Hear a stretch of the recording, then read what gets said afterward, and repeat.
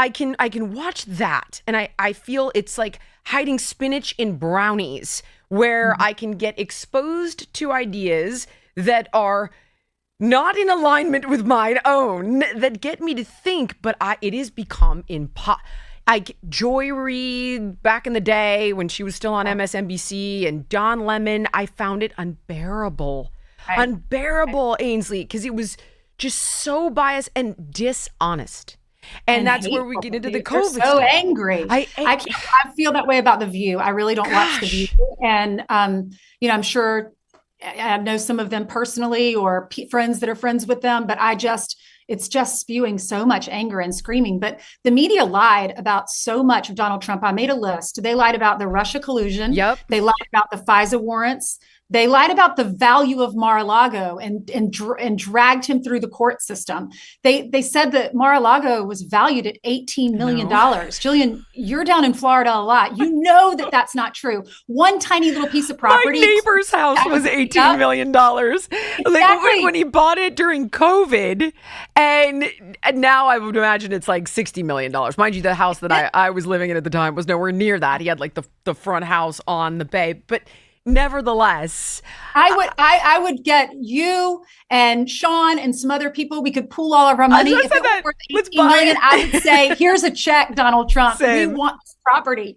And I would build a big hotel. But yes, that property is on the intercoastal. The backside is, and the front of the property is on the ocean. And it's a huge patch of land and a huge, beautiful home and enough room for a country club. Right. So he has the beach club on the front, on the beach side. It would be worth probably $1 billion, especially now that prices are have increased in Palm Beach. But they covered up Joe Biden's cognitive decline, and now they're writing books about it. Now that he's lost the election, after the debate, when it was obvious to everybody, they couldn't cover it up anymore. When he did the debate, and you couldn't even understand what he was saying. And I remember Trump's famous line. He said, I don't know what you just said, and I don't think you know either. Yes. And, yes. They covered that up. They didn't want to tell their audiences, and I don't understand why. They want us to trust them, but yet they were lying to us and lying to us and lying to us. And the more time passed, the more we realized it, the more the American people realized it. And then they stopped trusting them. And then they started trusting Donald Trump. And then they started to take an interest in his court cases and saw what they were doing to him and realized that could happen to anyone. Anyone could be dragged through the courts, especially in New York. If you're a conservative, you better be careful. And we, another thing is we barely saw Joe Biden for 4 years. What we're seeing right now from Trump is transparency. And he has told people, like this Puck reporter was covering him during the election. Her name is Tara Palmieri, and she was broadcasting, Jillian, from Palm Beach as part of the election coverage, and her credentials into Mar-a-Lago were denied. And Chris LaCivita, who worked on Trump's campaign, posted on X, Palmieri was denied credentials to enter Mar-a-Lago to cover election night due to her proclivity to write BS. This new book by Jake Tapper and Thompson. The Dems and Biden's aides admit in the book that they were willing to do anything they could to make sure that Joe Biden was elected. They didn't care about his cognitive decline. They were willing to lie to all of their viewers, their audience, their followers, their listeners. And then the Washington Post, the credentials were rescinded because Donald Trump, this was in June of 2016, labeled the paper as dishonest and phony. And you can't blame them. I mean, if someone's covering you and they're not telling both sides of the story over and over and over, and all it is negative, negative, negative, would you want to invite them into your press room? Would you want to invite, especially when it's opinion? These are not journalists. And supporters justified the responses because they said their coverage was biased or inaccurate. And then, like I mentioned before, the AP was banned from the Oval Office. And the president, I mean, he has absolute discernment and discretion as to who comes in the Oval Office.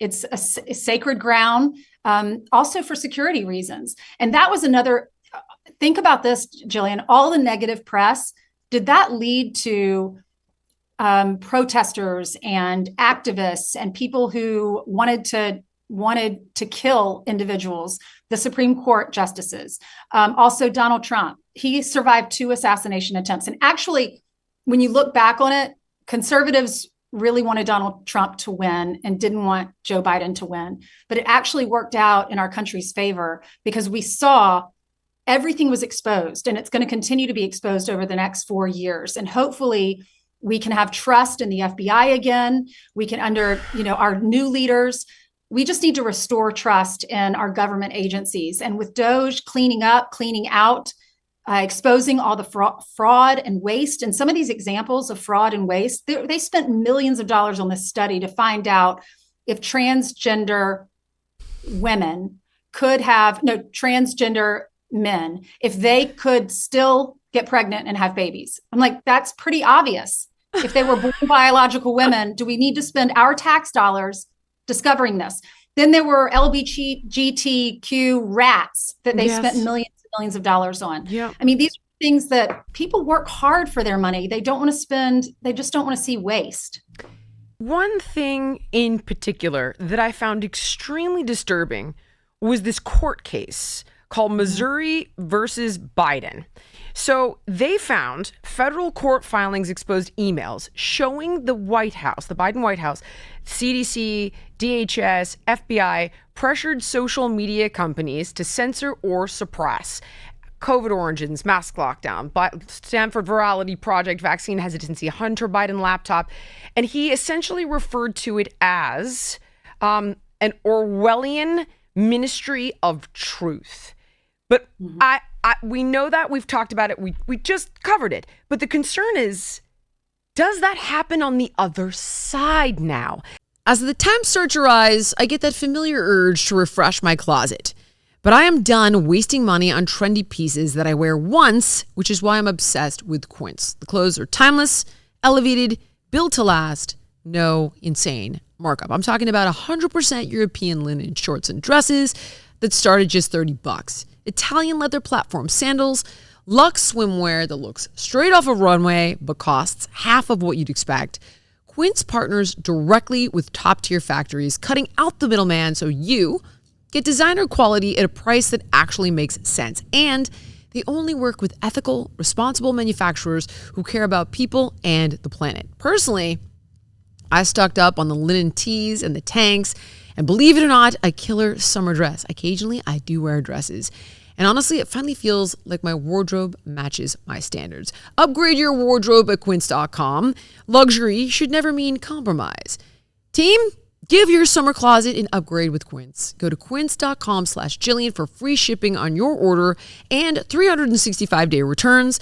That's QUINCE.com/Jillian to get free shipping and 365-day returns. Quince.com/Jillian. So the concern would be, okay, we get it. This happened under the Biden administration, but if Trump is purging press passes and he's defunding NPR, organizations like NPR, public radio, through this community broadcasting, the CBP. Forgive me, I'm new to this, Ainsley. What the heck is it called here? I wrote it all down. The CBP that funds NPR. If he's manipulating, because this would be the argument, is you're just going to get the same thing on the other side. He's going to manipulate the media so you only get his side of the story.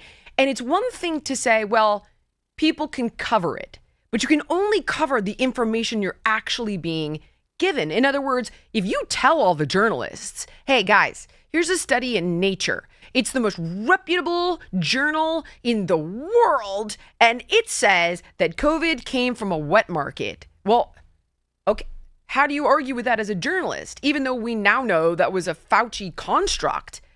Right. Does he become the same Orwellian ministry of truth just for the opposite side if we don't block him from doing some of these things?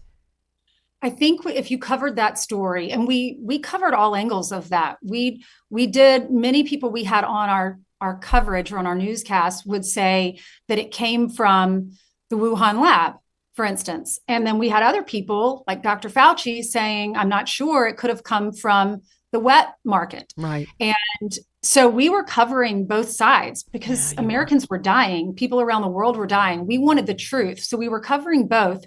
But it just seemed, the more you unpacked that story and you saw Fauci's connections to the NIH, it seemed like it was unethical for him to work for both sides and tell us what his side of the story was because it was going to affect his career. He was paid, to work for the NIH to do this gain of function research. Yeah. And now he's trying to say, oh, no, it didn't come from that lab. Well, once we unpacked the story and we realized how connected he was to it, we questioned, why is he in charge? Why is he the health czar? Why is he at the podium telling us where this came? Can we trust him? And we were asking those questions with an open mind, wondering from where did it come? And we all wanted to know that. So that's just an example of how you can cover it and cover both sides and still question when you look at his research and his past and what agencies he's connected to, whether or not he's telling the truth. But Donald Trump, he started signing executive orders on day one in the second term, and he signed an executive order. It's called EO 14149, and it's preventing federal agencies from collaborating with private entities to censor lawful speech. He was saying that conservative voices were being targeted, and he instructed the AG to investigate potential infringements on free speech during the Biden administration. So hopefully we'll get to the bottom of some of this. NPR, he signed an executive order saying, we're not giving you federal funds anymore. Well, if you listen to NPR and you're a conservative, you might say that is not true. Everything they're reporting on is skewed, and they want you to only one side of the story. So why are my federal dollars going to that? Why are my tax dollars into PBS?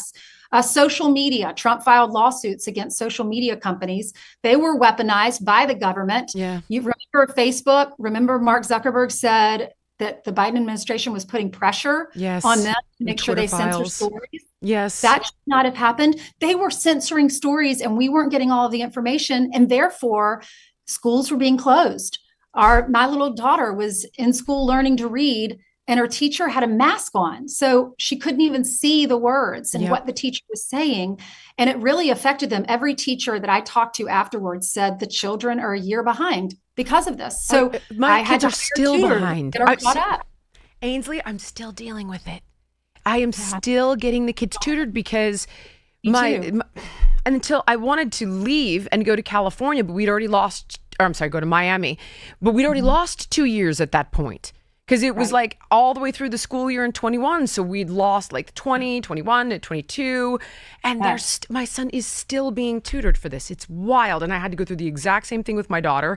And when she went to school in Florida, she had to go into literally like a special program because she was so behind the kids in Florida who were in school the whole frickin' time.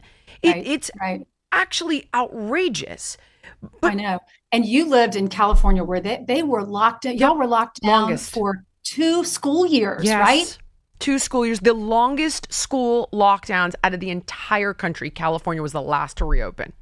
I remember that. And these poor little kids, think about this too, Jillian. By the grace of God, we have jobs so we can hire a tutor. What about the little kids proficiency is so down in reading and math across the board. It's gotten worse. And these little kids that come from poor neighborhoods or parents that work 3 jobs that can't work with them after school and help them with their homework. It's really taken a toll on our children and education because we didn't ever know the whole story. And then they told us, if you get a vaccine, then you won't get COVID again. All right, tell me the truth. How many different beauty potions do you have sitting on your bathroom counter right now? Because if it's more than just Vibriance Super C Serum, then listen up. Because the ingredients in this one bottle can replace your day creams, eye creams, night creams, neck creams, wrinkle creams, and dark spot reducers. It's made in the U.S. with the highest quality ingredients, including vitamin C, hyaluronic acid, vitamin B5, vitamin E. Super C Serum delivers noticeable results. So simplify your skincare routine. Get a healthier complexion, minimize wrinkles and age spots with Vibriance. And if you don't find it better than your current skincare, you'll get a full refund. So go to Vibriance.com/Jillian to save up to 37% off, and you get free shipping. That's Vibriance, Vibriance, Vibriance.com/Jillian. Thank you so much for watching. If you enjoyed the podcast, please like, comment, subscribe, and share. And make sure to let me know what guests you want to see on in the future.